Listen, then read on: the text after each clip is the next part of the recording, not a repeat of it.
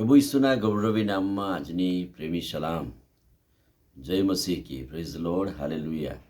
પ્રભુનો આપણે આભાર માનીએ છીએ. નાતાલના વર્ષના પર્વના સંદર્ભમાં પ્રભુના વચનો આપણે જોતા આવેલા અને હવેથી આપણે ફરીથી પ્રકટીકરણના પુસ્તક પર જઈશું.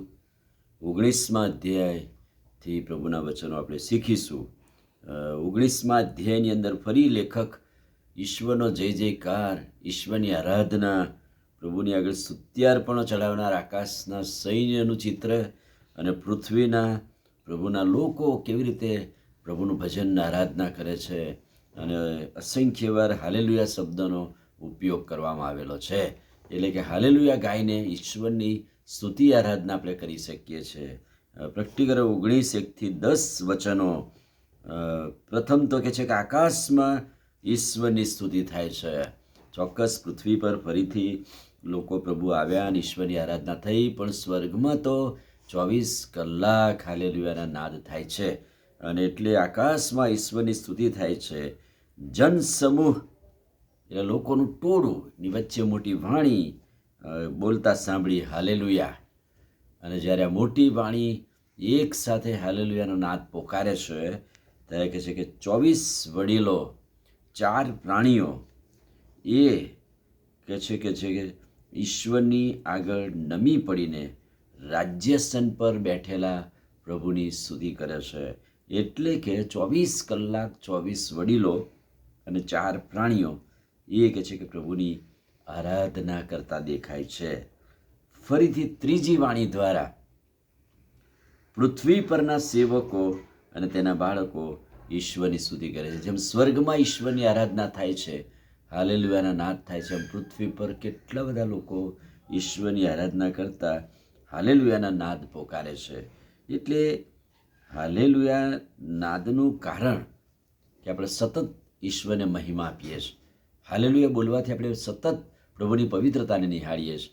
હાલેલુયા બોલવાથી આપણે સતત ઈશ્વરનું સન્માન આપણા મુખ દ્વારા કરીએ છીએ, બતાવવામાં આવેલું છે.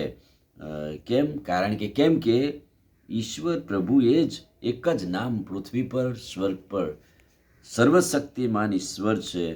એ લોકો પર એટલે સ્વર્ગમાં અને પૃથ્વી પર રાજ કરે છે. એટલે ઈશ્વરની આરાધના થવી જોઈએ.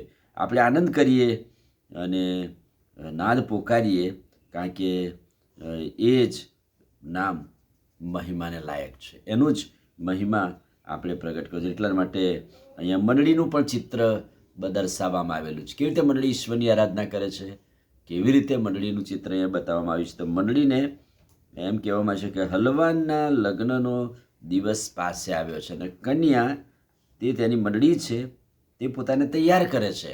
એટલે આ સ્તુતિ આરાધનાના નાદ સાથે મંડળી તરીકે આપણે વરરાજાને મળવા માટે આપણી જાતને તૈયાર કરીએ છીએ.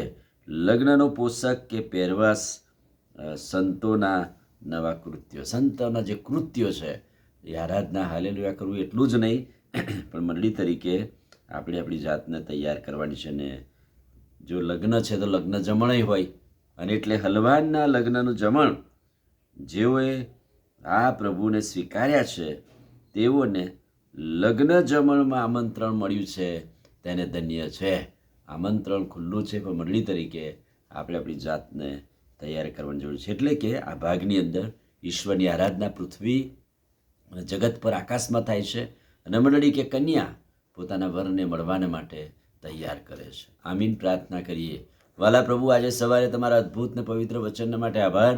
વચનના પ્રકાશમાં દોરો. આજનું વચન અમને તૈયાર કરે અને પવિત્ર આત્માના સામર્થ્યમાં અમે તૈયાર થઈ એવી કૃપા માગીએ છીએ. પ્રભુ ઈસુના નામમાં માગીએ છીએ. સાંભળો ને માન્ય કરો. આમીન. God bless you.